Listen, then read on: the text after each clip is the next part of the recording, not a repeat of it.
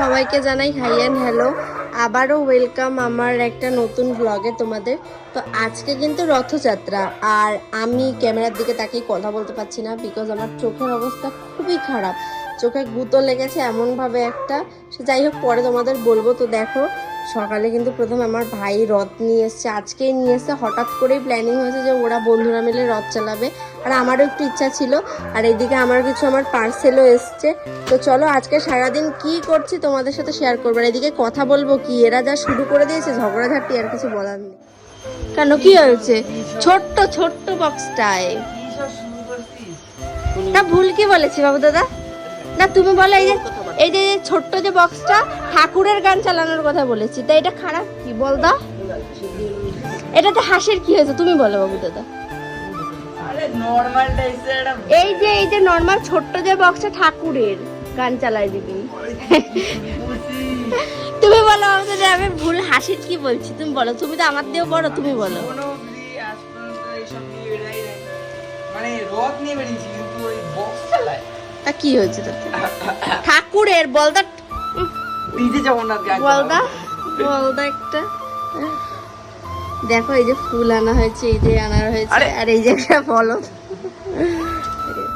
আর এরপরে দেখো, প্রতিদিনের আমার যেটা কাজ থাকে, স্নান করে এসে আগে কিন্তু বড় মা, তারা মা সবাইকে দিয়ে নেওয়া। আর আজকে কিন্তু বড় মা আর তারা মার সাথে যোগ দিয়েছে আমাদের যোগু দাদা। এত ভালো লাগছিল না, তো আমি না ভেবেছি যে যোগু দাদাকে আমার এই সিংহাসনেই রাখবো। তো তোমরা একটু জানিও তো যে বড় মার নিচে যদি যোগু দাদাকে রাখি তাহলে কোনো অসুবিধা হয় নাকি হয় না।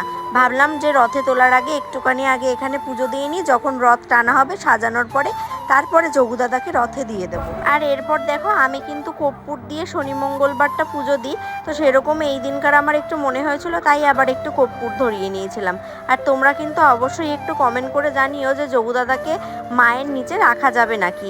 আর এইদিকে দেখো, পুজো দেওয়া কিন্তু সম্পূর্ণ কমপ্লিট হয়ে গেছিলো। আর এইদিকে দেখো যোগু দাদাকে কি সুন্দর লাগছে। আর বড় মাকে তো সব সময় সুন্দর লাগে, কিন্তু যোগু দাদা আজকে আমার আসনে নতুন। কিন্তু আমার খুব ইচ্ছা হচ্ছে যে আমি যোগু দাদাকে রাখবো, আমার আসনটা যেন ভরা ভরা লাগছে।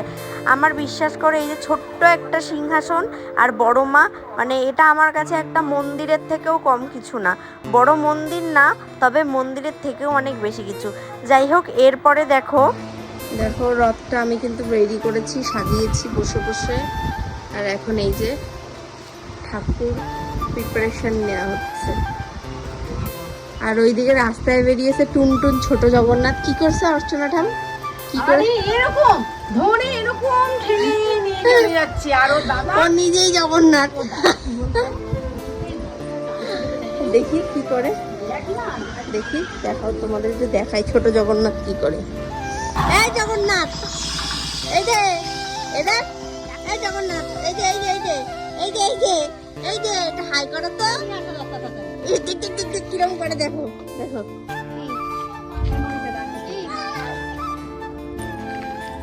দেখো ওই জগন্নাথ পালাইছে, এটা হাই করো তো। কি যাবে, ও নিজেই ঠেলে নিয়ে যাচ্ছে রথরে। নাও নাও, রথ টানো রথ টানো রথ টানো। দেখ দেখ দেখ দেখ কি করে, দেখো আমার রথ টানে কেমন করে।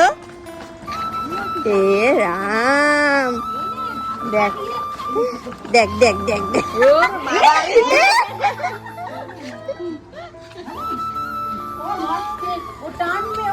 এই যে এই যে এরকম করে রথ টানে না।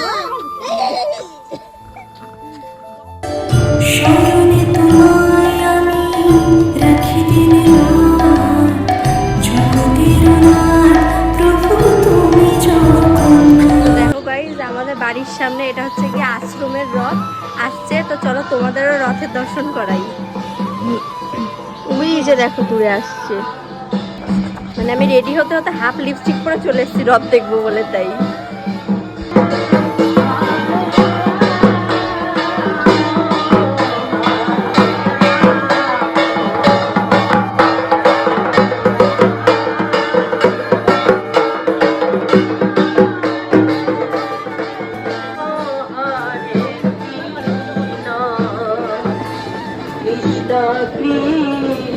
Krishna Hare Hare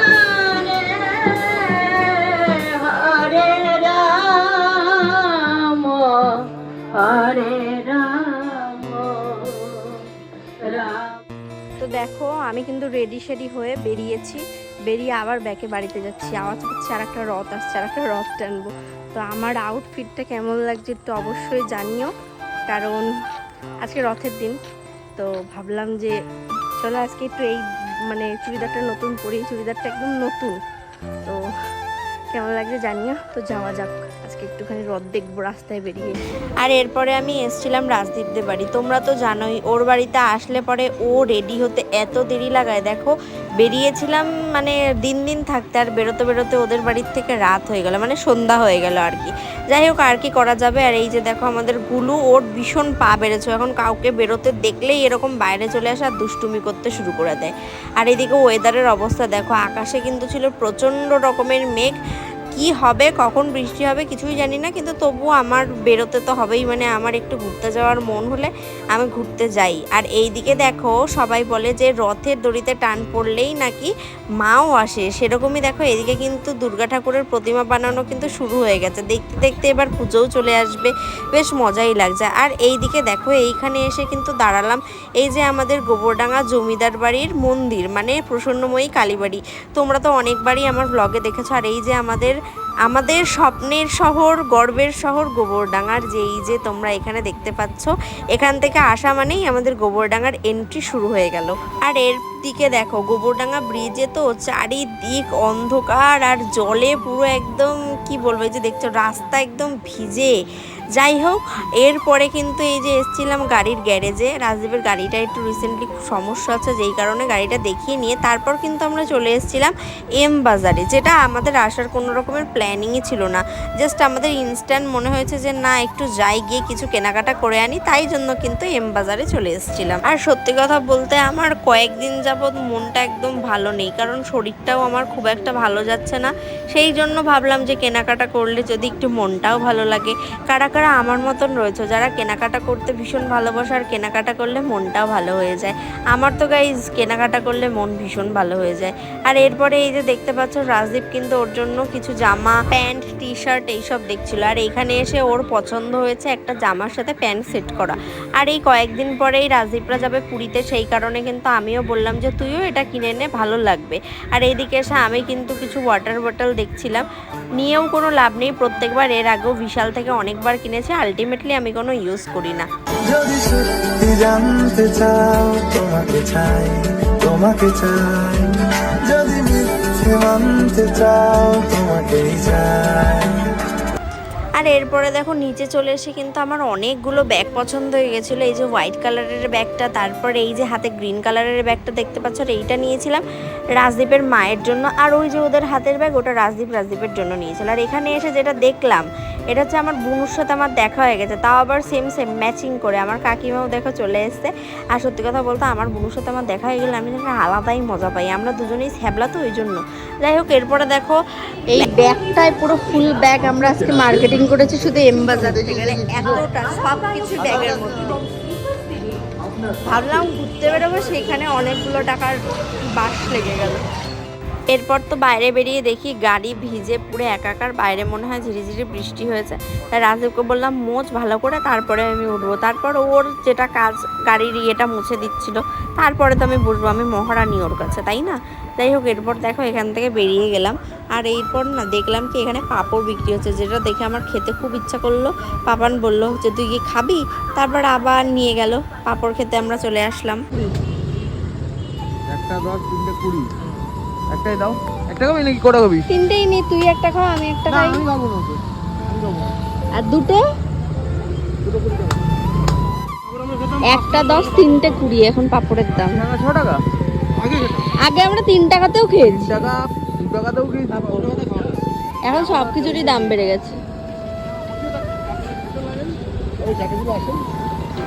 আর এরপর দেখো এখান থেকে পাঁপড় খেতে খেতে কিন্তু আমরা বাড়ির দিকে চলে যাচ্ছিলাম। এই যে গোবরডাঙ্গা কালীবাড়ির এখানেই কিন্তু আমাদের রথের মেলা হয়। ভেবেছিলাম যাব, কিন্তু যাওয়ার হয়নি। যাই হোক রথের দিনটা মোটামুটি বেশ ভালোই কাটিয়েছি। তোমরা কেমন কাটালে অবশ্যই কমেন্ট করে জানিও। আর তোমাদের সাথে কিন্তু আবারও দেখা হবে নতুন একটা ব্লগে। সবাইকে টাটা, সবাই সুস্থ থেকো এবং ভালো থেকো।